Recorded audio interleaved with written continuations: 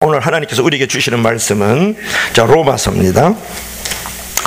다윗을 중심으로, 다음 주는 아브라함을 중심으로 4장 1절부터 8절까지 은혜를 나누게 됩니다.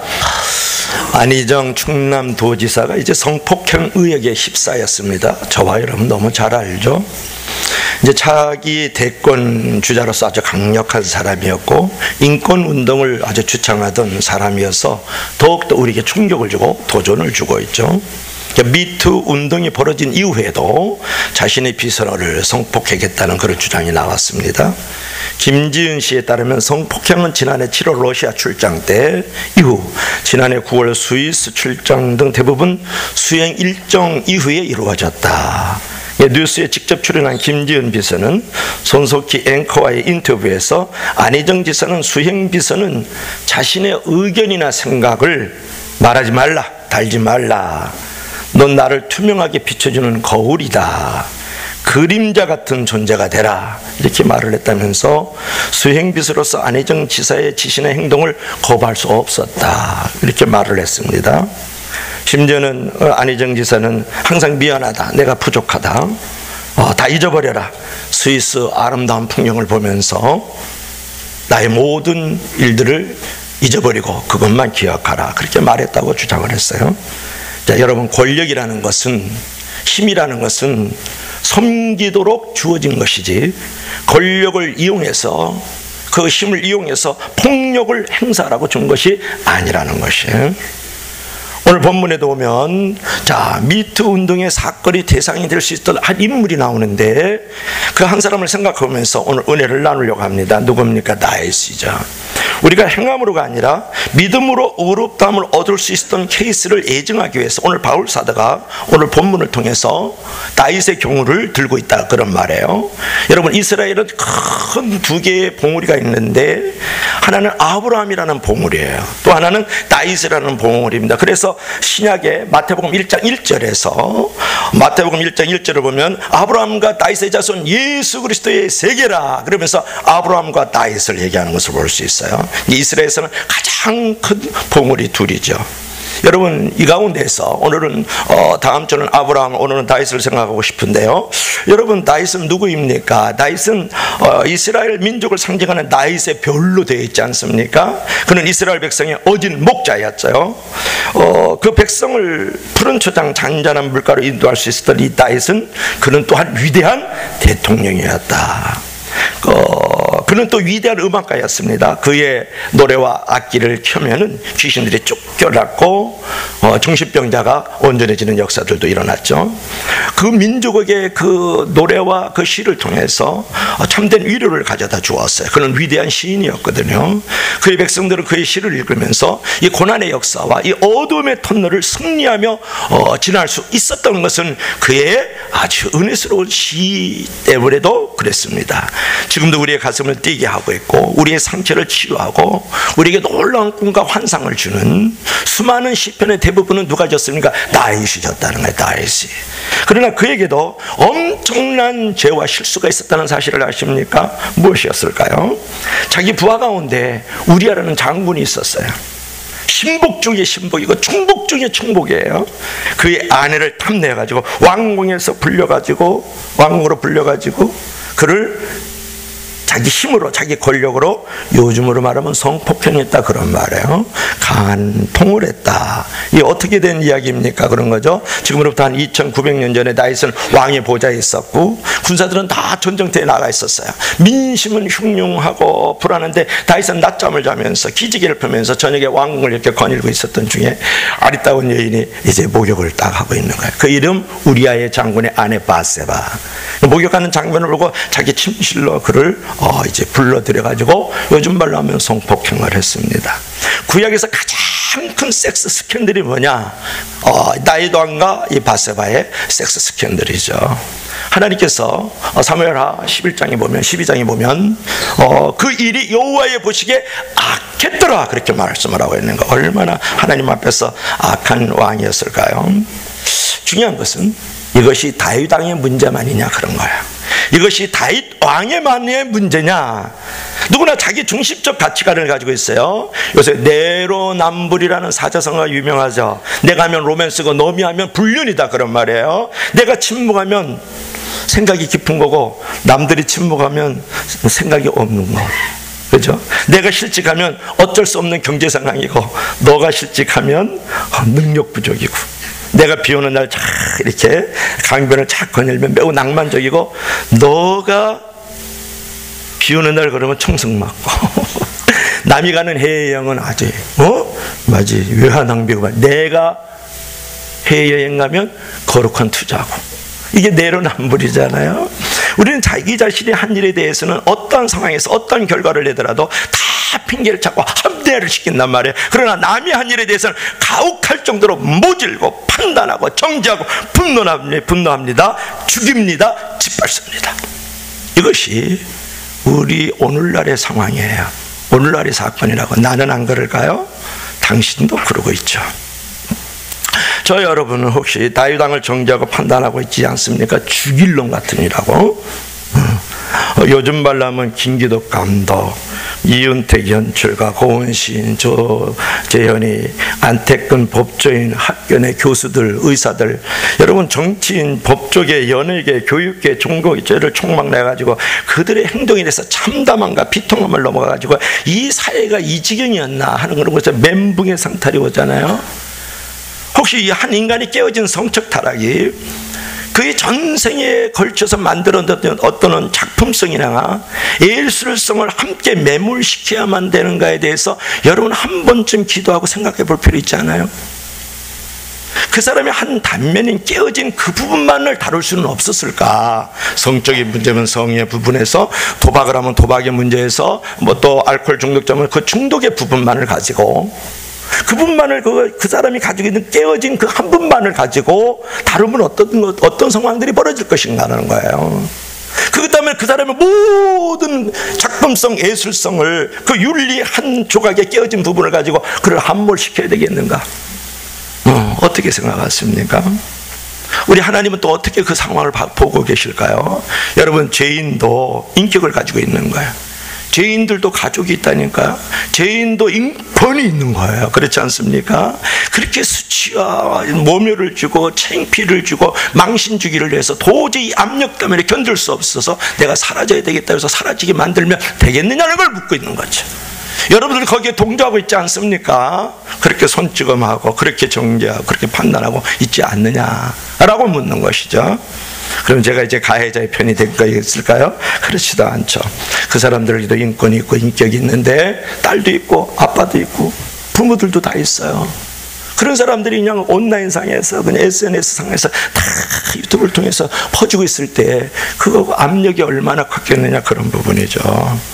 여러분, 들키는 죄인이 있고 들키지 않은 죄인이 있어요. 정도의 차이는 있지만 당신도 도둑놈일 수 있고 당신도 성적인 타락을 갖고 있을 거예요. 있었고 있을 수도 또 있다 그런 말이에요. 그러면 우리는 들킨 죄인과 들키지 않은 죄인이고 정도의 차이는 있을 뿐이지 이 사람들과 별반 다를지 없다라고 여러분 생각하면 어떨까요? 나는 정말 그 사람보다 나은 것일까요? 나는 죄와 실수에 대해서 정말 자유로운 사람일까? 그걸 물어보고 싶은 것이죠. 여러분, 자살이라는 최악의 이기적 도피로 몰고 가는 것은 정당한 것은 아니라고 여겨지는 것이죠. 여러분, 내면 세계의 질서와 영적 성장이라는 세계적인 기독교 베스트셀러를 만들었던 사람이 고든 맥도날드라는 사람이서 반드시 그 책은 고졸의 책이에요. 한 번 읽어서는 안 돼요. 그 책을 한 10번 읽으면서 치유와 회복과 상담을 받아야 돼요. 그 책 속에 다 들어가 있어요. 이 목사님이 아버님도 목사님이었고 이 사람도 목사님이었어요. 아들이 목사님이 불륜 사건을 저질렀어요. 고든 맥도날드 목사님은 너무 바쁘게 강의하고 목회를 하다 보니까 여비서와의 성적인 범죄로 넘어지네 공개적으로 많은 대중들 앞에서 자기 죄를 고백하고 모든 직분을 내려놓고 3년이 넘는 기간 동안 충분한 치유와 회복과 상담을 받으면서 많은 사람의 축복 속에서 다시 검증을 받고 사역의 현장으로 뛰어들었어요. 그래서 오늘날 온 세계 모든 목회자들과 위대한 CEO들에게 치유와 회복과 상담과 비전을 씹어주는 세계적인 리더가 되었다고요. 여러분, 그렇게 사람을 만들 수는 없겠느냐고 묻고 싶은 것이죠. 그렇게 한순간의 타락 속에서도 위대한 인물들이 나올 수 있다라는 부분을 생각해 보면 어떨까요? 여러분, 이제 나이당은요, 밧세바하고 동침한 후에 그는 나단 선지자의 책망을 받아요. 나단 선지자의 책망을 받고 그는 회개함으로써 베개가 졌고 침상이 강을 이루도록 통하며 나가는 부분을 우리가 볼 수 있어요. 여러분, 나의 죄를 씻어주소서. 내가 눈보다 이리다. 주의 얼굴을 내 죄에서 돌이키시고 내 모든 죄악을 지우소서. 하나님이여, 나에게 정한 마음을 창조하시고 내 안에 정직한 영으로 새롭게 하소서. 나를 주 앞에서 쫓아내지 마시고 주의 성령을 내게 거두지 마옵소서. 나의 구원의 기쁨을 다시 회복시키시고 주의 즐거움을 다시 나에게 허락하소서. 간절히 기도하잖아요. 누가? 다윗이요. 그때 누가 있었냐 하면 다윗 옆에 with you 사람이 하나 있었는데 나단이 있었어요. 나단 목사가 있었다고요. 또 한 분이 또 누가 있었어요? 하나님이 계셨죠. 여러분, 피해자 옆에만 with you, 그들과 함께하고 그 편만 되어주면 안 된다는 거예요. 가해자가 그렇게 해서 이게 정당화시키고 합리화시키라는 것은 아니고, 그 가해자 옆에도 오늘 나단 선지자와 같은, 우리 하나님과 같은 with you가 있어줘야 된다. 내가 너 곁에 있다. 그럼에도 불구하고 다윗은 가해자입니다. 밧세바는 지금 당한 사람이 있잖아요. 그래도 그 옆에 누가 있어요? 나단 선지자가 있잖아요. 그 옆에 누가 있습니까? 하나님이 계시잖아요. 믿으시면 다 같이 아멘. 여러분, 하나님 앞에서 자기 위신, 자기 체면, 자기 이력을 내놓을 때에 진정 삶의 내용이 달라지고 삶의 목표가 달라지거든요. 다윗이 회개해서 하나님이 용서하셨어요. 회개는 용서로 가는 마중물이고 회개는 구원으로 가는 마중물입니다. 회개할 때 삽니다. 회개할 때 일어섭니다. 할렐루야. 그렇게 with you가 있어야 된다는 거예요. 당신 곁에 내가 어떤 가해자의 모습으로 많은 사람들을 피해를 주고 많은 사람의 상처를 주고 많은 사람의 쓴뿌리를 줬었을 때, 그럼에도 불구하고 그 곁에, 당신 곁에 있어줄 사람이 있을까요? 없다면 당신은 불행하고 그 자체가 형벌이죠. 내가 이렇게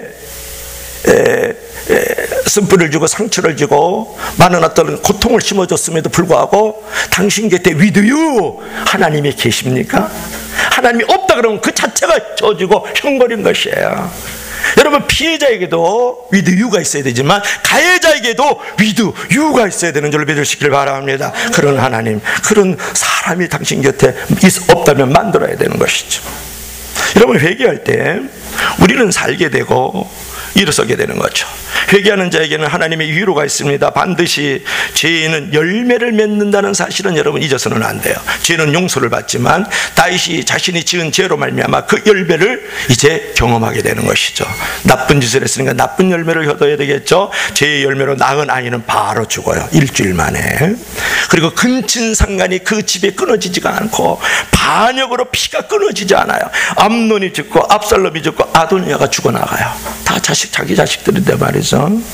하나님부터 징계를 받아서 밧세바의 사에서 낳은 자식은 7일 만에 죽습니다. 왕자의 난이 일어나가지고 압살롬이 나머지 형제들을 다 죽입니다. 다윗 왕도 쫓겨나갑니다. 자기 아들 때문에 맨발로 침을 흘려가면서 머리를 흩뜨리고 미친 척하면서 도망갑니다. 압살롬의 아들은 다윗의 후궁들, 즉 아버지의 후궁들을 대낮에 왕궁 위에서 간통을 해버려요.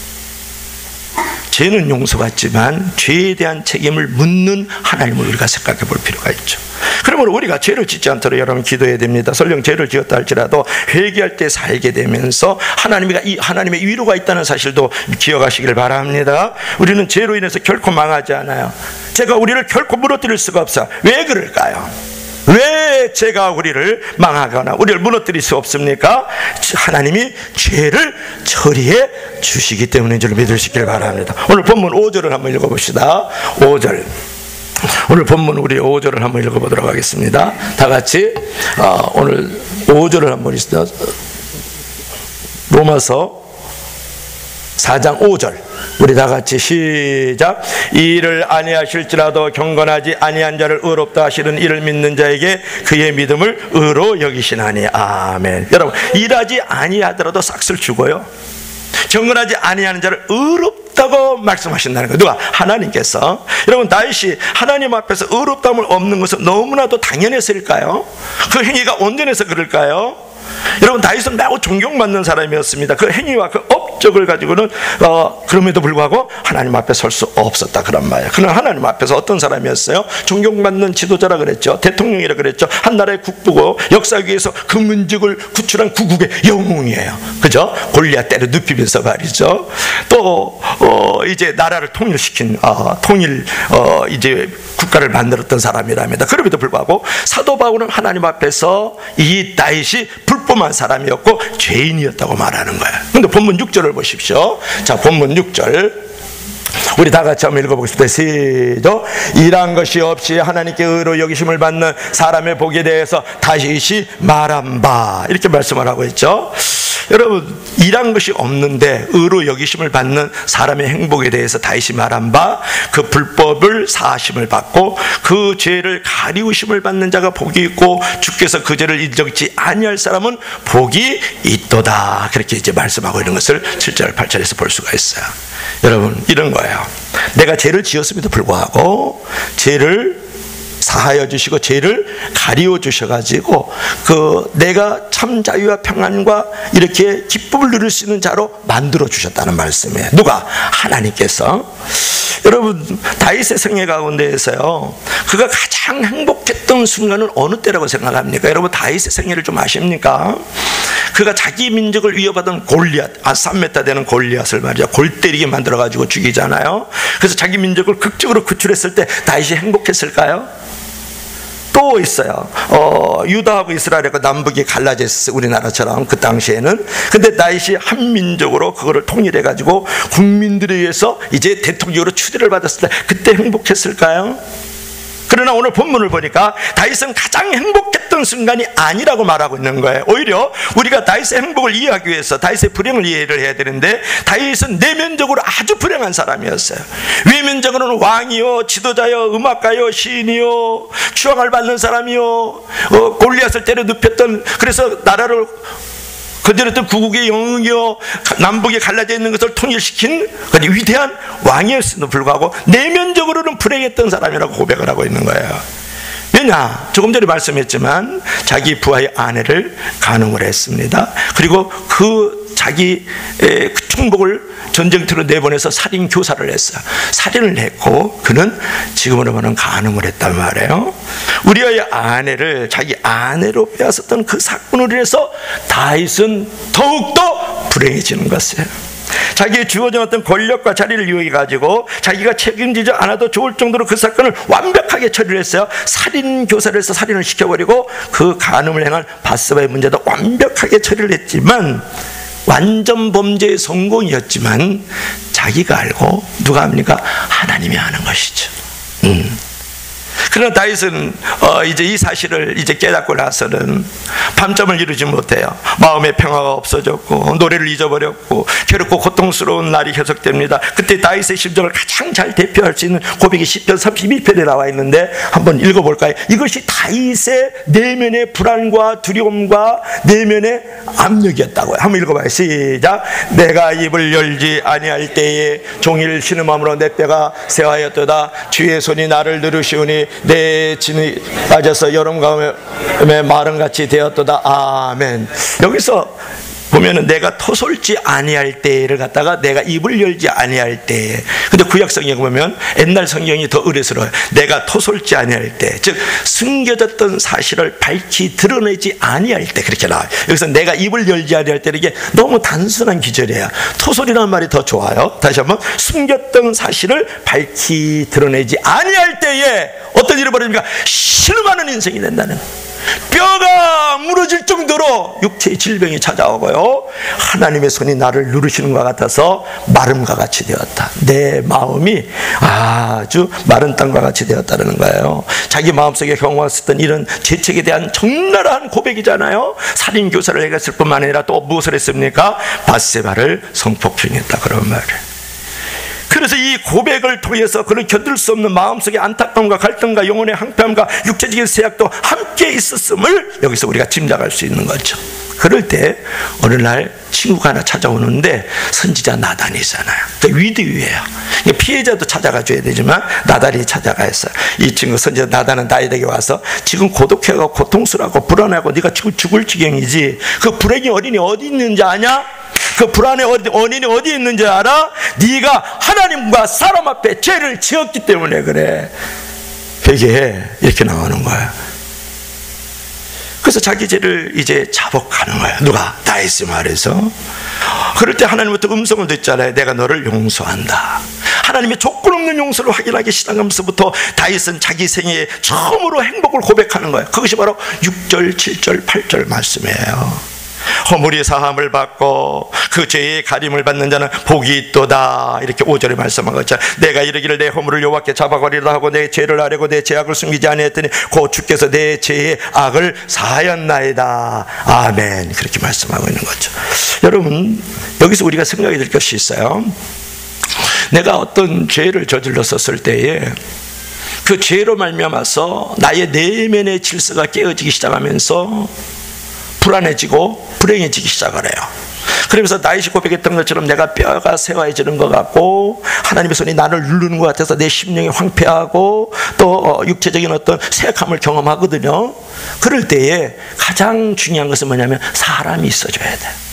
목사님도 좋고 가장 영적인 권위자가 있는 아주 귀한 성도가, 리더가 또 있으면 더 좋지 않겠습니까? 그리고 그 곁에 누가 있어야 됩니까? 하나님이 계셔야 돼요. 오늘 다윗이 내가 죄의 사함을 받고 죄의 가림을 받았을 때 나는 행복한 자가 되었도다, 그렇게 고백을 하고 있는 것이거든요. 그게 위드유라는 거예요. 위드유. 피해자에만 위드유가 있으면 안 된다는 거예요. 가해자에게도 위드유가 있어야 그가 살 수가 있다고요. 그가 일어설 수 있다고요. 그가 나중에 회복될 수 있다고요. 다시 한번 그가 가지고 있는 모든 것들을 하나님과 사람 앞에 크게 쓰임받는 역사도 일어나는 줄로 믿을 수 있기를 바랍니다. 이것은 얼마나 중요할까요? 우리나라는 이 피해 민족이에요. 침략을 한 1000번 정도 받다 보니까, 그리고 끊임없이 그 상황 속에서 오늘날까지 물고 뜯고 이전 투구하잖아요. 그죠? 너가 없어져야 나가 살겠다라는 거야. 너도 살고 나도 살려는 위닝 게임이 아니에요. 너 죽어야 내가 산다. 그런 것이죠. 그래서 어떤 사람이 보여지면 그게 없어져야 좋다고 생각을 하는 거야. 그가 가지고 있는 것을 살려야 된다는 생각은 안 하는 거예요. 여러분, 사람이 사람답게 되려고 그러면 우리의 의식 속에 하나님이 있고 더욱더 나아가서 하나님과의 관계가 있어야 돼요. 사람의 질과 행복의 크기는 하나님과의 관계 속에 있는 거예요.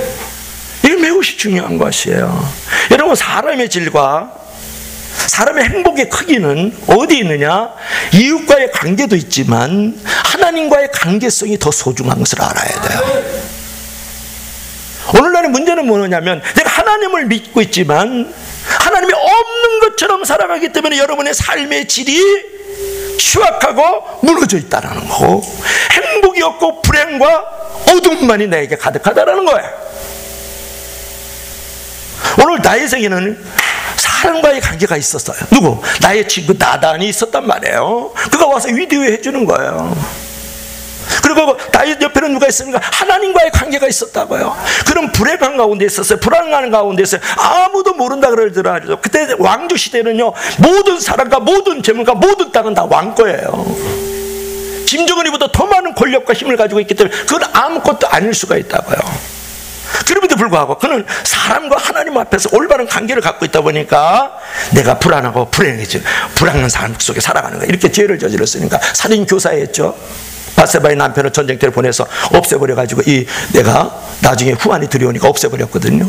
그리고 바세바의 통과를 계속하고 있었거든요. 그럴 때 그 옆에 사람이 있어줬다 그런 말이에요. 나단 선지자가 있었고 누가 있습니까? 하나님이 있었다. 이제 그런 부분이죠. 여러분은 하나님을 의식하고 하나님을 인정하고 살아갈 때 사람이 사람답게 되는 기초가 있는 줄로 믿을 수 있기를 바랍니다. 하나님이 없으면 모든 것을 허용하는 거예요. 모든 죄악이 거기서 일어난다고. 이렇게 일을 저지르는 것들은 하나님을 마음에 두기 싫어하고 희미하게나마 그 하나님을 내가 인정하지 않기 때문에 이런 일들이 벌어지고 있다고요. 여러분들도 내가 그 많은 권력과 힘을 가지고 있으면 그 자리에 들어간다고 봐야 돼요. 내가 그러한 환경의 자리에 들어가지 않고 있기 때문에 내가 그런 짓을 안 저지르고 있다고 생각하면 잘못된 생각일까요? 나는 그렇게 될 거라고 여겨지는데요. 내가 고은처럼 되어지면, 내가 한 도의 도지사가 되어지면 그런 자리에 나도 능히 들어갈 수 있다고 봐야죠. 여러분은 그런 적은 없을까요? 여러분, 로마서 4장 7절에 시편 32편 인용을 하는 것을 잊지 마십시오. 우리 다 같이 한번 읽어봅시다. 시작. 불법이 사함을 받고 죄가 가리워짐을 받는 사람은 복이 있도다. 4장 7절에 말씀하고 있어요. 여기서 나오는 단어가 뭐예요? 자, 불법이 사함을 받고, 사함을 받았고, 둘째는 뭐예요? 가리움을 당했다. 이게 사함을 받는다는 이 말은 뭐냐면은 없앤다, 그런 말이야. 그러니까 내가 불법을 행했는데, 죄를 저질렀는데 하나님이 없애버렸다. 여러분, 죄를 범한 사람에서 가장 큰 소원이 있다 그러면 자기 죄가 없어지는 거예요. 그래서 그 죄의 기록을 없애려고 노력합니다. 그러나 없어지지 않죠. 이것이 인간의 갈등이거든요. 우리 김지은 씨가 뭐라 그랬어요? 안희정 지사는 항상 미안하다, 내가 부족하다, 다 잊어버리라, 스위스의 아름다운 풍경만 기억하라. 여러분, 그거 기억한다 그래서 그 죄의 문제가 해결이 됩니까? 죄가 지워집니까? 죄로 말미암아 상처라든지 쓴뿌리라든지 그 고통이 없어지냐가 말이에요. 이 하나님이 없는 사람들의 생각과 행동들이라고. 그 다음에 중요한 단어는 뭡니까? 가리움인데요. 가리움이라는 것은 죄인들은 자기가 죄를 범했다는 그 자체보다도 더 두려워하는 것이 있습니다. 그 죄가 노출된다는 사실을 견딜 수 없이 부끄러워요. 우리나라는 특별히 수치심이 많은 나라예요. 그래서 만약 여러분 절대로 가려울 수 없는 죄를 하나님께서 만약에 완전히 없애주실 수 있다 그러면 이것은 얼마나 놀라운 이제 복음일까, 이제 그런 부분이죠. 여기서 우리가 생각해야 될 것은 이것은 구약적 개념이거든요, 사실은. 자, 불법이 사함을 받고, 그 다음에 죄가 가림을 당한다. 사함을 받고 가림을 당한다는 그 말은 뭐냐면, 과거 이스라엘 백성들 가운데 1년 중에 가장 놀랍고 춤추고 기뻐하는 날이 있는데 그건 속죄일이에요. 속죄일. 이 속죄일 하나님은 인류의 모든 죄를 완벽하게 처리하는 상징적 사건을 보여주고 있는데, 그때 양이 2마리 죽어요. 왜 2마리 죽어요? 해마다 속죄일이 되면 대제사장이 하는 일이 있는데 2가지 있습니다. 첫째는 양이나 염소를 1마리 택해가지고 이 양이나 염소에다가 이제 안수를 해요. 그럼 뭐냐면 우리의 모든 죄를, 나의 죄를 다 이제 그 양에게 이제 전가를 시키는 거예요. 그러니까 옮겨지게 하는 거예요. 그래가지고 광야로 내몰아요. 그래가지고 그냥 막 광야에서 막 짐승들이 뜯기면서 그 메마르고 거치는 그 광야 사막 속에서 헤매다가 그 양이 죽거나 사라져버려요. 그럴 때 이스라엘 백성들이 와 그러면서 할렐루야 그러면서 뭐라 그러냐면 내 죄가 사해졌도다. 그 양의 이름이 뭔지 아세요? 아사셀 이라 그래요. 또 1마리 양이 죽어요. 그 양을 이제 죽여가지고 제사장이 다시 그 각을 떠가지고요, 번제에다가 그 양도 태우고, 그걸 갖고 이제 성소에 들어갔다가 또 지성소에 들어갔다가 지성소 같으면 이런 언약궤가 있다. 언약궤. 그 언약궤에다가 그 양의 피를 뿌리는 거예요. 그럼 언약궤가 피를 확 덮이잖아요. 그럴 때 이스라엘 백성들이 생각하기를 우리의 모든 죄가 가리워졌도다, 덮어졌도다, 그렇게 생각하는 거예요. 그 어린 양이 바로, 그 피가 바로 예수님이고 예수님의 피인 줄로 믿을 수 있기를 바랍니다. 구약은 신약의 그림자고 신약은 구약의 완성이고 성취거든요. 거기서 이런 사건이 일어난 거예요. 누가? 예수님께서 우리의 양이 되어주시고 예수님의 피가 바로 양의 피가 바로 우리의 예수님의 피인 줄로 믿을 수 있기를 바랍니다. 그래서 베드로전서 1장에서 시작되면서 사도 베드로는 말하기를 크리스천들은 예수 그리스도의 핏부름을 위하여 선택받은 사람들, 그렇게 베드로전서 1장 2절에 예수 그리스도의 핏부름을 위하여 선택받은 사람들.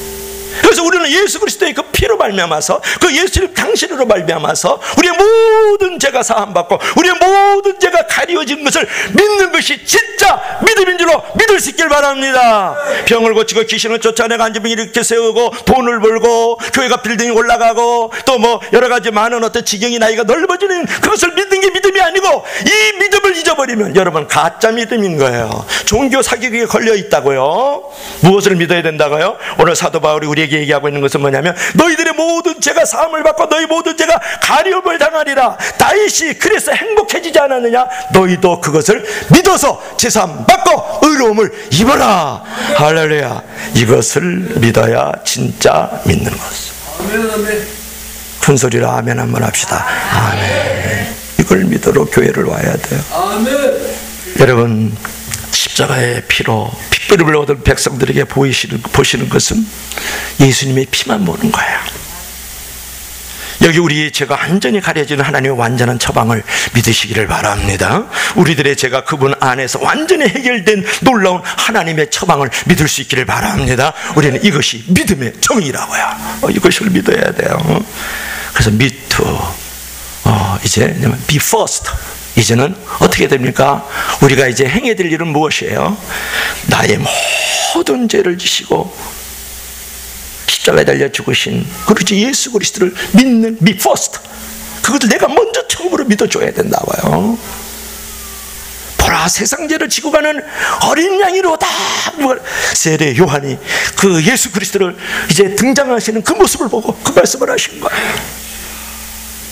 그래서 우리는 내가 먼저 해야 될 일이 있어요. 그것은 먼저 예수 그리스도를 믿어주는 거예요. 그리고 내가 먼저 해야 될 일이 있어요. 그렇게 살지 못하는 가해자들과 피해자들에게 내가 me first가 되어서 내가 먼저 그들에게 다가가서 그들의 with you가 되어주는 것이죠. 그래서 다시는 me too 당하지 않도록 만들어주면 얼마나 좋을까요? 오늘 결론을 맺겠습니다. 한 분이 3일만 있으면 자기가 지은 죄가 공소시효가 만료가 돼요. 그럼에도 불구하고 이제 경찰서를 찾아왔어요.